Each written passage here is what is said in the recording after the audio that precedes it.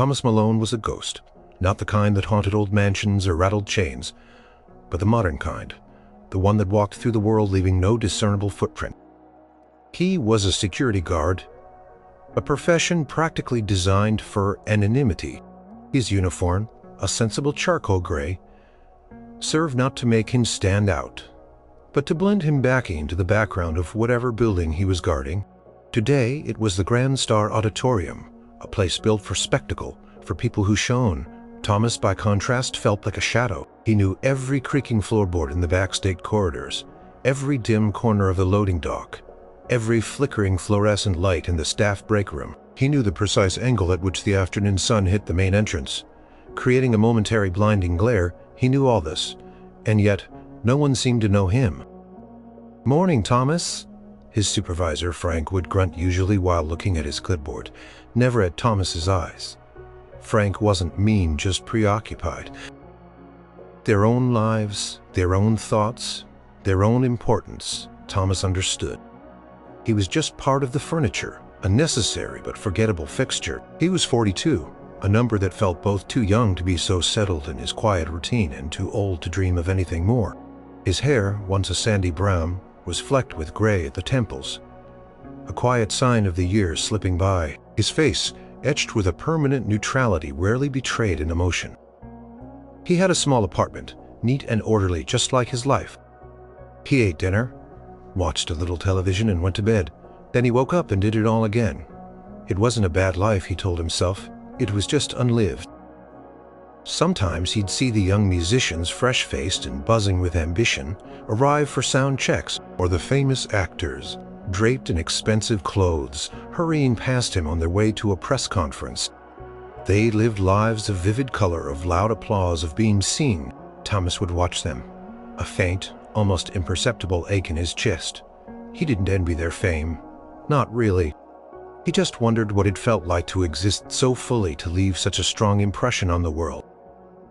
He remembered a time long ago when he'd wanted to be a photographer. He'd saved up for a decent camera, learning to compose shots, to capture light. He'd dreamed of telling stories through images, of showing people things they might otherwise miss, but life, as it often did, had intervened. His parents had needed care bills, had piled up, and the dream had slowly faded, replaced by the steady, predictable hum of a security job. Camera sat in a dusty box in his closet, a relic of a younger, more hopeful Thomas. Now his gaze was less about composition and more about surveillance. He scanned faces, not for beauty or emotion, but for suspicious behavior. He listened not for melodies or dialogue, but for unusual sounds, for potential threats. His world had shrunk to the perimeter of his post, to the routine of his shifts, his colleagues. If he could even call them that, were mostly the same. A mix of grizzled veterans and bored youngsters. They exchanged terse greetings, discussed sports scores, and complained about management. Thomas participated minimally, offering a nod here, a shrug there. He rarely spoke about himself, and no one ever asked, why would they? He wasn't interesting. He was just Thomas, the security guard, the one you walked past without a second thought. The Grand Star Auditorium was quiet between big events, just maintenance crews and a few administrative staff milling about. Thomas checked doors, monitored cameras, walked his rounds. He signed off on a delivery, watching the delivery man rush off without even a glance back. Thomas felt the familiar weight of his invisibility settle over him, heavy and comforting in its familiarity. It was predictable. It was safe. It was his life. He leaned against a cool concrete wall, staring at a blank stretch of corridor. The air conditioning hummed a monotonous drone. He thought about going home, about the leftover Chinese food in his fridge. Another quiet evening, another invisible day. He sighed, a soft, almost soundless exhalation. He had no idea that the quiet hum of his life was about to be shattered, not by a bang, but by a whisper, a simple sound from a man who was anything but invisible. The news had started to ripple through the building earlier that morning, a tremor that promised an earthquake, and Thomas, the quiet ghost, was about to be caught right in the middle of it. The tremor hit the Grand Star Auditorium like a sudden jolt. It wasn't an earthquake, not literally, but the effect on the building's usually sedate atmosphere was similar. The news spread through the staff like wildfire, igniting hushed whispers and excited exclamations. Elvis Presley was coming. Thomas heard it first from Brenda, the notoriously gossipy receptionist. She usually ignored him, focusing her attention on anyone with a more important-sounding title or a more expensive suit. But this time she practically vibrated with the information, unable to contain herself. "Thomas, can you believe it?" she practically chirped, her eyes wide behind her spectacles.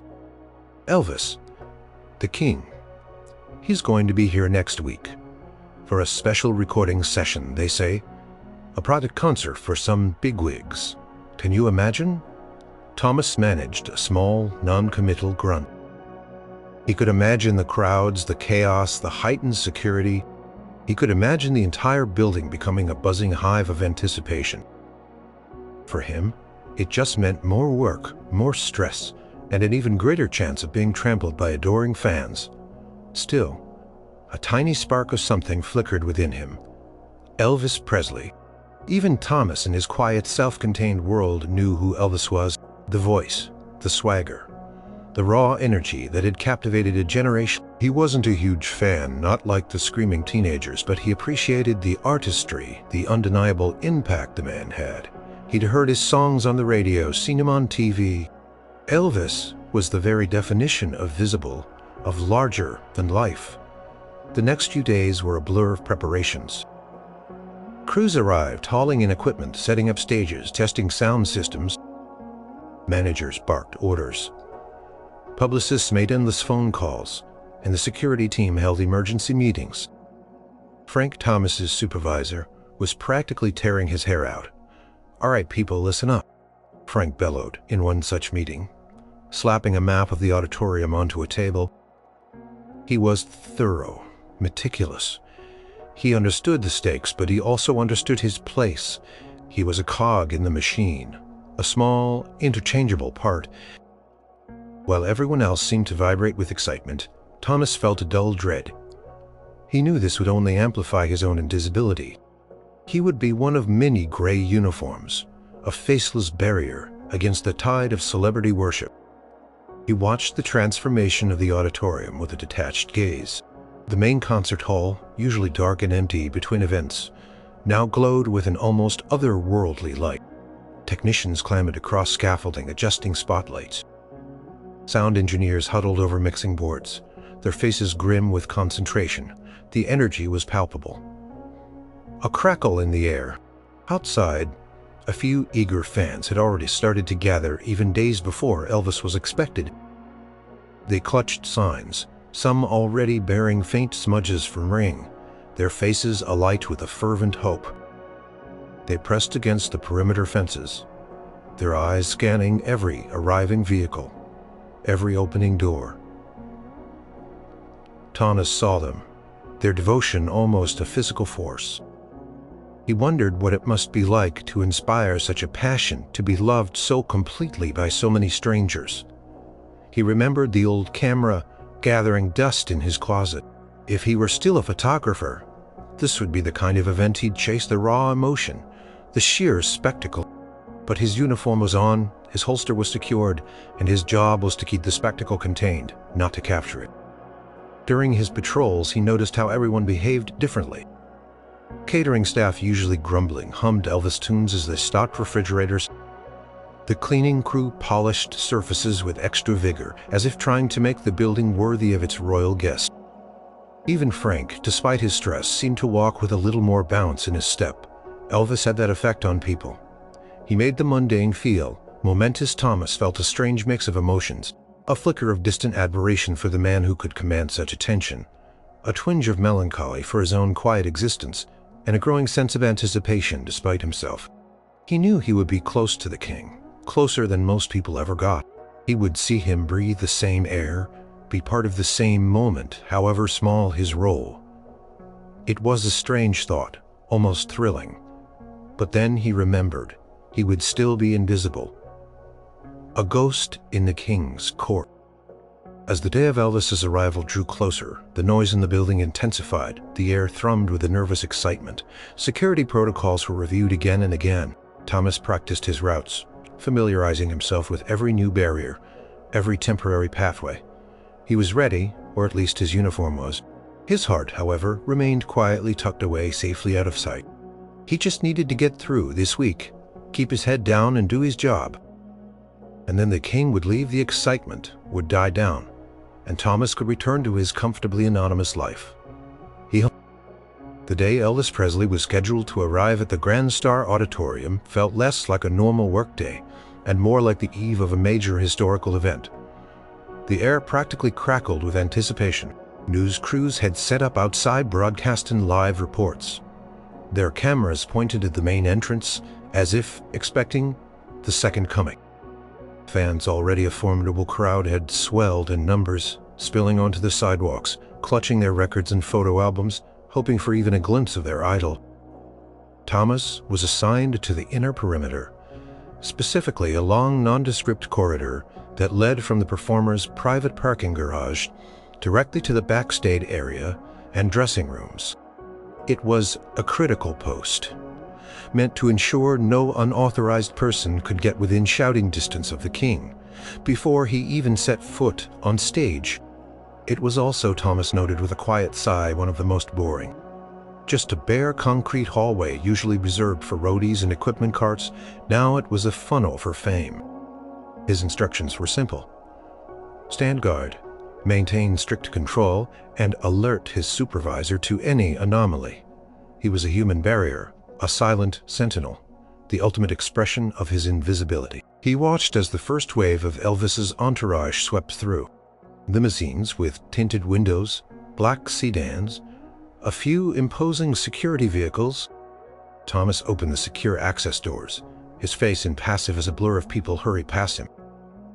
Managers with anxious expressions, musicians carrying instrument cases, publicists talking rapidly into cell phones. They barely registered his presence, their eyes focused on the mission, on the impending arrival of their star. Then a hush fell as if the very air had sucked itself in. A sleek black limousine, larger and more imposing than the others, glided to a stop at the end of the corridor. Thomas straightened his uniform, his hand instinctively going to the walkie-talkie clipped to his belt. This was it. Car door opened, and a collective gasp rippled through the few staff members who had gathered at a respectful distance. Elvis Presley emerged.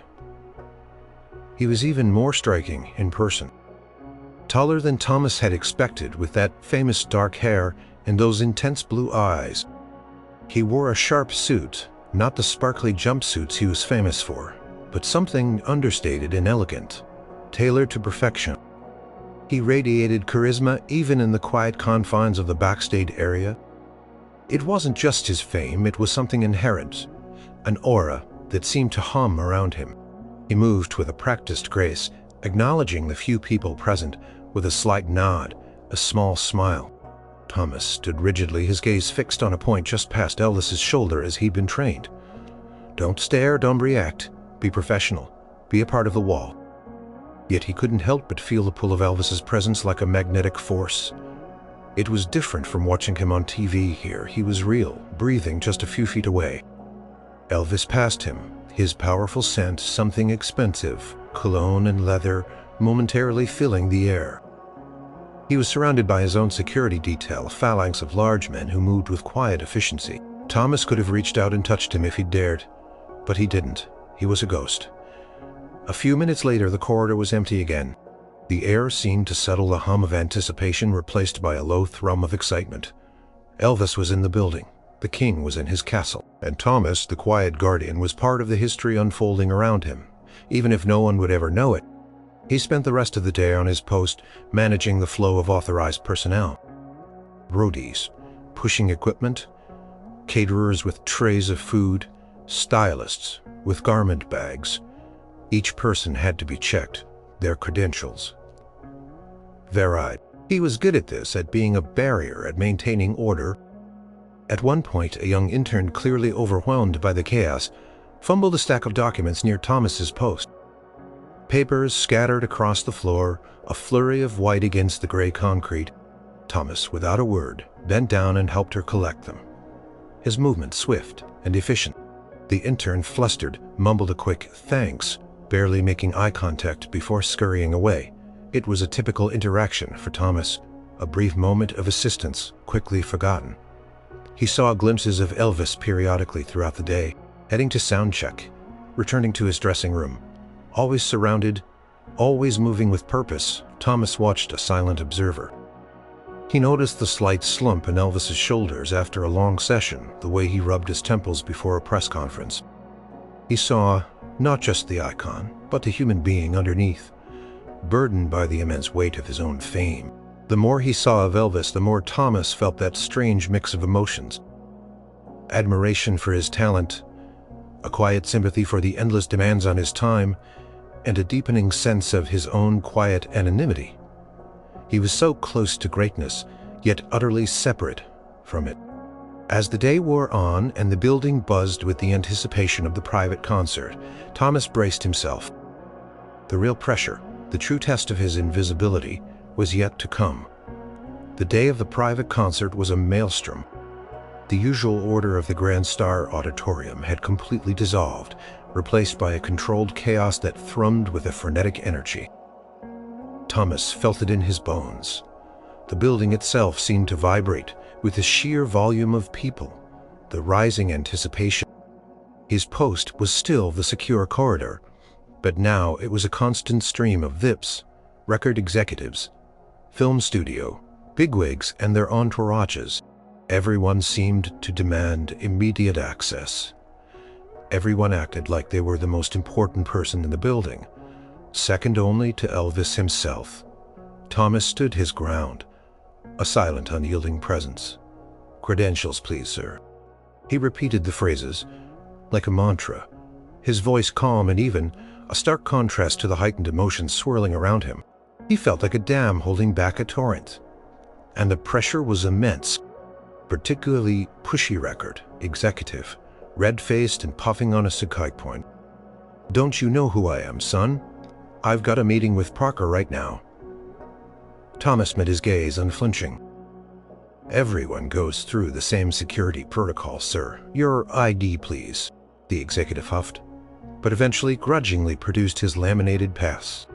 Thomas scanned it, verifying the details, then gave a curt nod. "Thank you, sir. You may proceed." Kept his tone neutral, but inside a small part of him felt a quiet satisfaction. He might be invisible, but he was also effective. Throughout the day, the noise level steadily climbed. The roar of the crowd outside could occasionally be heard even through the thick walls. Backstage, the band tuned instruments, the technical crew made last-minute adjustments, and the air buzzed with adrenaline. Thomas could feel it, almost taste it. He thought of his quiet apartment, a world away from this electrifying chaos. He saw Elvis a few more times, once hurrying from his dressing room to the stage for a final sound check, a towel draped over his shoulders. He looked tired, a faint shadow under his eyes, but his posture was still regal. His walk still iconic. Another time, Elvis was talking animatedly with his manager, Colonel Tom Parker, their voices low and intense. Thomas caught a glimpse of a frown on Elvis's face, a rare display of vulnerability that somehow made him seem more human, less like a god. Even the king, it seemed, felt the pressure, the weight of responsibility, pressed down on Thomas. One mistake, one lapse in vigilance, and the entire operation could be compromised. He imagined a zealous fan somehow slipping past him, a paparazzo with a hidden camera, an incident that could tarnish the king's performance, or worse. He scanned every face, every bag, every corner of the corridor. His senses were heightened, almost painfully so. Lunch was a quick, solitary affair in the bustling staff break room, where conversations revolved solely around Elvis. Thomas ate his sandwich, listening to his colleagues discuss their encounters, their hopes of getting an autograph, or even just a handshake. He had no such hopes. He just wanted to get through his shift, to ensure everything went smoothly. As the concert time approached, the tension became almost unbearable. Thomas could hear the distant murmur of the audience settling into their seats, the faint sounds of the orchestra warming up. He imagined the vast hall filled to capacity, waiting for one man. Suddenly, a flurry of movement down the corridor. Elvis was on his way to the stage.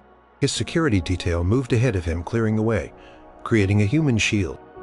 Thomas braced himself, his body rigid, prepared for anything. This was the moment, the very peak of the pressure cooker. Elvis walked swiftly, his head held high, his expression composed. He looked ready, focused. He was the eye of the storm, calm amidst the swirling winds of expectation. As he passed Thomas's post, the air seemed to hum with his presence. He was a force, an undeniable power. Thomas stood absolutely still, his gaze fixed on the secure door at the end of the corridor. The one Elvis would pass through to reach the stage. He was just a barrier, a uniform, a ghost, but he was also crucial. And in this moment, amidst the chaos and the clamor, he felt the immense weight of his quiet, unseen duty. Performance was about to begin, and Thomas, the invisible guard, was right at the heart of it, unseen but vital. The roar of the crowd was a tangible thing, a wave of sound that vibrated through the very foundation of the Grand Star Auditorium. Elvis was on stage. Thomas could hear the opening chords of the music, the soaring power of his voice, even from his post in the secure corridor. He imagined the spectacle, the lights, the sheer force of the performance. His role, however, remained unchanged: vigilance. He was still the gatekeeper, ensuring no one entered or exited the restricted area without authorization. The pressure had shifted from anticipation to active management. People were now trying to get closer, to hear better, to feel more of the energy. About halfway through the concert, there was a scheduled break. Elvis would return backstage for a quick costume change, a sip of water, a moment to breathe. This was Thomas's busiest time. Corridor moments before, relatively quiet, would become a brief, intense thoroughfare. He saw the security detail moving into position, forming a tight formation around the stage door. A moment later, the door opened and Elvis emerged, his costume glistening under the dim backlights. He looked energized despite the demanding performance, a fine sheen of sweat on his brow. He nodded briefly to his immediate team, his eyes still holding the spark of the stage.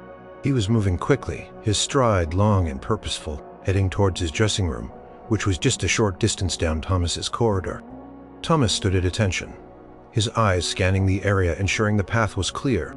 A technician was moving a large wheeled equipment cart, slightly off to the side, but still potentially in the way. Thomas noted it, ready to step in if needed. As Elvis and his close entourage approached, something unexpected happened. One of the security guards accompanying Elvis stumbled slightly on a loose cable, causing a momentary, barely perceptible break in their tight formation. In that tiny gap, a fan who must have somehow slipped through a previous checkpoint and was hiding in a utility alcove suddenly lunged forward, her face a mask of desperate adoration, a pen and a crumpled piece of paper clutched in her hand. "Elvis, please, just one autograph," she cried, her voice raw with emotion. She burst out right where Thomas was standing. It happened in a flash. The fan was quick, driven by pure fanatical devotion. But Thomas was quicker. Years of training, of being acutely aware of his surroundings, kicked in. Before the fan could even get a full step into Elvis's path, Thomas moved. It wasn't a shove, not aggressive. It was a swift, practiced block. He stepped directly into her path, his arm extended gently but firmly. Intercepting her, he didn't even have to use much force. His sudden, solid presence was enough. The fan, surprised by his unexpected barrier, lost her momentum and stumbled back, her desperate cry dissolving into a frustrated gasp. The other security guards immediately reacted, converging on the fan, taking her arm and guiding her away. The incident was over in less than 2 seconds. Elvis, whose path had been momentarily interrupted, paused. His eyes, those famous blue eyes, flickered from the retreating fan to Thomas, who was still standing rigidly in position. His arm now lowered, his gaze fixed straight ahead. For a moment, just a fraction of a second, their eyes met. Thomas felt a jolt as if he'd been struck by a silent current. Elvis's gaze wasn't dismissive or hurried or even surprised. It was a calm, direct look. It was a look of recognition. Then, Elvis did something Thomas never expected. It wasn't a flashy stage smile, but something softer, more personal. And then his voice, deeper and more resonant than it seemed on record, cut through the residual tension in the air.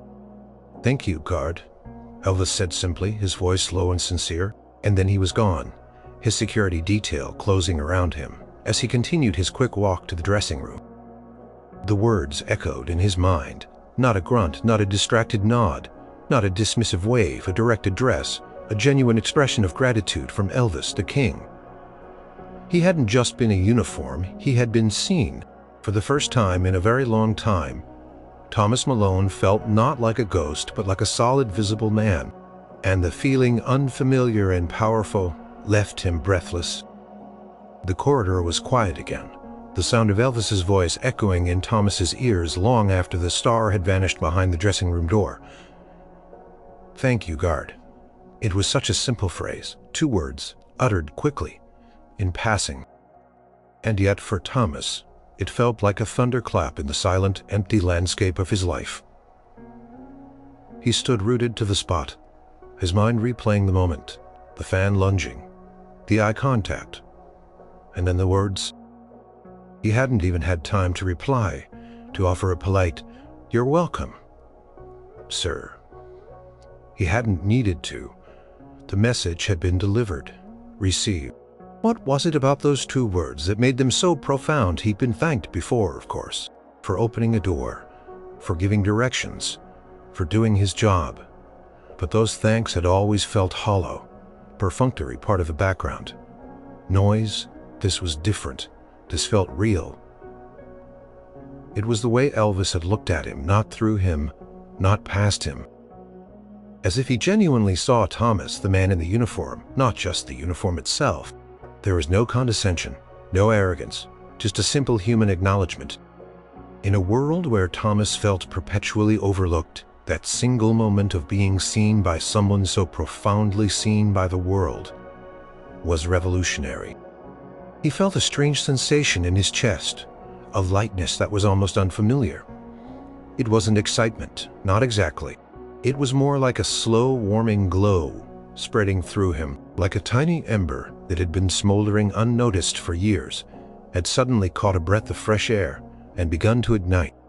He finished his shift in a haze, the rest of the concert blurring into a background, continued to perform his duties, checking credentials, monitoring cameras, but his mind kept returning to that corridor, to that fleeting moment. He kept seeing Elvis's eyes, hearing his voice. Even Frank, his supervisor, noticed something. "You all right, Thomas?" he asked, glancing at him during a brief patrol check.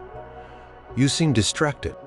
Thomas simply nodded, unable to articulate the seismic shift happening within him. "Just thinking about that fan," he mumbled, a half-truth. Frank shrugged and moved on, clearly satisfied with the explanation. On his way home, the usual melancholy of the drive was absent. Instead, he felt a quiet hum of something akin to wonder. He thought about Elvis, the man behind the legend. He had witnessed the immense pressure the king faced, the constant demands, the ceaseless adoration, and yet in the midst of it all, he had taken a moment to acknowledge a simple security guard. It spoke volumes about the man. Back in his quiet apartment, Thomas didn't immediately turn on the television or grab his usual book. He sat on his couch in the dim light and just felt he replayed the scene again and again, the sincerity in Elvis's voice, the directness of his gaze. He realized then that it wasn't just the words themselves, but the context. In a world where Elvis was constantly being served, constantly being protected, constantly being adored, he had still taken the time to give something, acknowledgement, gratitude, to someone who wasn't asking for it, who wasn't expecting it. It was a small act, almost insignificant in the grand scheme of a celebrity's life. But for Thomas, it was monumental.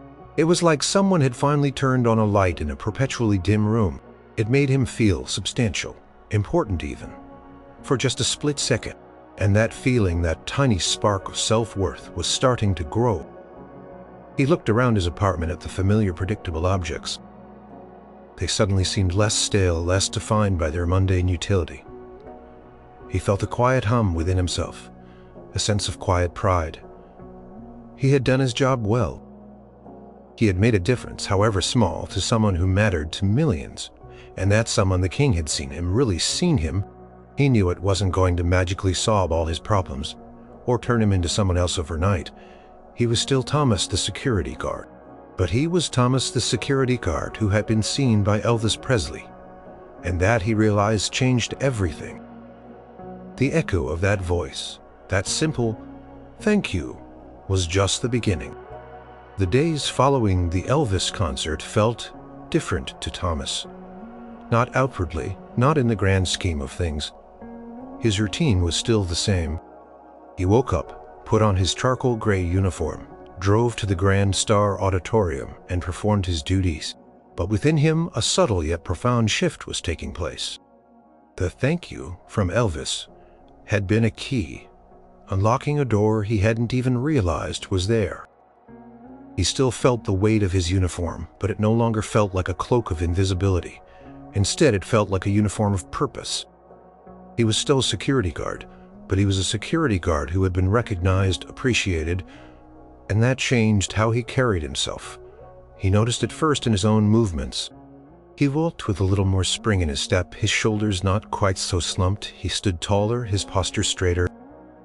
Caught his reflection in the polished glass of the auditorium doors, and saw not just a gray blur, but a man who looked a little more alert, a little more present.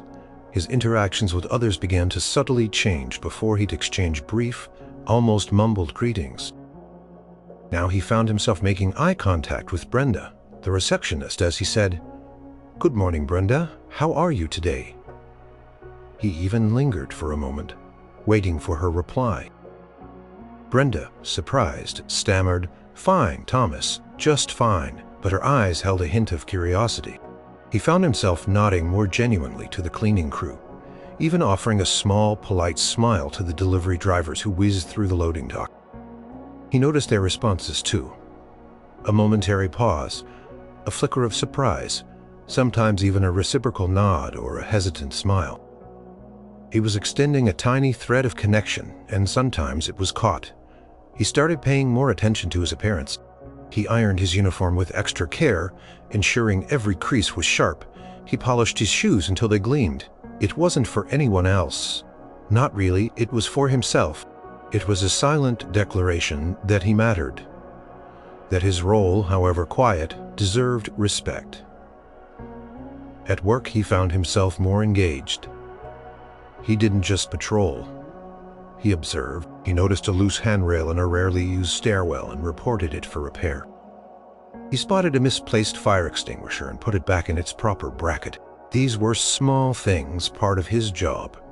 But before, he might have overlooked them or just mentally noted them without action.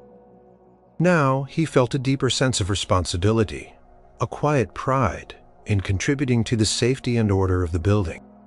One afternoon, he was on patrol near the main entrance when a small child, clearly separated from her parents during a school field trip, began to cry.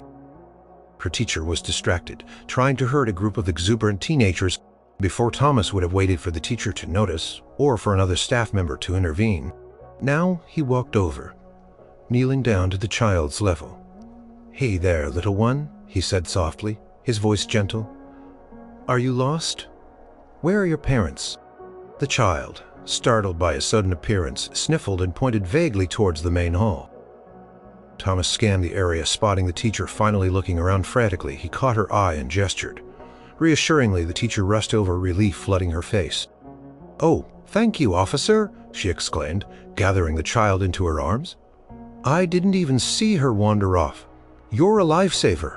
Thomas simply smiled, a genuine, unforced smile that surprised even himself. "Just doing my job, ma'am," he said, but as he walked away, he felt a quiet satisfaction. He hadn't experienced, he had helped someone. He had made a tangible difference, and he hadn't waited to be prompted. He had simply acted. The incident was small, inconsequential to anyone else, but for Thomas. It was a confirmation the spark that Elvis had ignited was growing. It wasn't just about being seen by a celebrity, it was about seeing himself differently. It was about understanding that his presence, however quiet, had value. He was no longer just a ghost. He was a man capable of making a quiet, positive impact on the world around him. And that, he realized, was a far more profound change than any fleeting moment of celebrity recognition could ever be. The subtle changes in Thomas began to create small ripples in his immediate environment. It wasn't a dramatic transformation, no sudden bursts of extroversion or grand gestures. It was quieter, more profound. Like a still pond where a single pebble has been dropped, and the circles slowly, steadily expand, his newfound attentiveness at work paid off. During a routine evening patrol, he noticed a faint, unusual smell coming from a rarely used storage closet. Before, he might have dismissed it as typical building odors, but now his senses were sharper. His curiosity piqued. He investigated, finding a small, smoldering electrical wire, barely visible, but emitting a concerning amount of smoke. He immediately called it in, using his walkie-talkie with a calm authority that surprised even himself. Within minutes, the maintenance team arrived swiftly, containing the potential fire hazard. The head of maintenance, Mr. Henderson, a gruff man who rarely offered praise, clapped Thomas on the shoulder. "Good eye, Malone," he grunted, a rare smile creasing his weathered face. "Could have been a real problem if you hadn't caught that. You saved us a lot of headaches and maybe worse." Thomas felt a warmth spread through him. It wasn't just a perfunctory thank you. It was a genuine compliment. He nodded, feeling a quiet pride. This was the ripple effect. Elvis's simple thank you had led to Thomas feeling, seeing with, which led to him being more diligent, which led to tangible positive outcomes, which, in turn, led to him receiving more genuine acknowledgement. It was a virtuous cycle. His interactions with colleagues, while still reserved, grew warmer. During a break, Frank, his supervisor, approached him with a rare, open expression. "You know, Thomas, you've seemed brighter lately. Everything okay?" Thomas hesitated, then decided to offer a partial truth. "Yes, Frank, just feeling a bit more settled, I suppose. Had a good week." Couldn't quite explain the Elvis part, not without sounding unhinged, but the essence was true. He was more settled, more comfortable in his own skin. Frank nodded. "Good to hear. Keep up the good work. You've been on top of things." Another small brick added to the foundation of Thomas's growing self-worth outside of work. The ripple effect was more subtle. He found himself dusting off that old camera, the one in the dusty box. He didn't pick it up to be a professional photographer, not anymore. But he started taking it on walks, capturing the quiet beauty of his neighborhood. The way the light hit an old tree, the intricate pattern of frost on a window, the vibrant colors of a street vendor's fruit stand. He wasn't trying to tell a grand story, just to see the world around him, to appreciate the small details he'd once overlooked. It was a rediscovery of a forgotten passion, a quiet act of self-care. He also found himself listening more. When his elderly neighbor, Mrs. Henderson, no relation to the maintenance chief, started talking about her prize-winning rosebush, Thomas didn't just nod politely. He asked questions. He genuinely listened. And in return, Mrs. Henderson, usually reserved herself, started sharing more about her day, her life. He was forming a connection, a small thread woven into the fabric of this community. He started noticing the small, kind gestures of others. The barista who remembered his coffee order, the way a stranger held the door open, the shared smile with someone waiting at a traffic light. He realized these small acts of connection had always been there, but he had been too wrapped up in his own sense of invisibility to truly see them. The memory of Elvis's thank you remained a powerful touchstone. It wasn't that he thought about it constantly, but it was there, a quiet warmth in the back of his mind. It had been the catalyst, the moment that had gently nudged him out of his self-imposed shadow. He was starting to live, not just exist. The ripple effect was spreading, making his once muted world feel a little brighter, a little more connected. one gentle wave at a time. Thomas often found himself sitting in his quiet apartment, a cup of tea steaming in his hands, reflecting on the profound changes that had rippled through his life in the past few months. The Elvis concert, which had once seemed like just another stressful event, now stood as a distinct marker. Before and after, he was still a security guard. His life wasn't suddenly glamorous or filled with grand adventures, but the internal landscape had been utterly transformed. He was no longer a ghost. He was present. He understood now that Elvis's thank you wasn't a magic spell. It hadn't instantly transformed him into someone else. Instead, it had been a key, a simple act of recognition that unlocked something deep within him. It was a moment that made him feel seen, and that was the core of it. For so long, Thomas had felt invisible.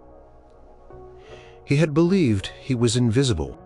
That belief had shaped his posture, his interactions, his very perception. Why make an effort? Why connect? Why even exist beyond the bare necessities? His invisibility had become a self-fulfilling prophecy. But Elvis, the most visible man in the world, had seen him.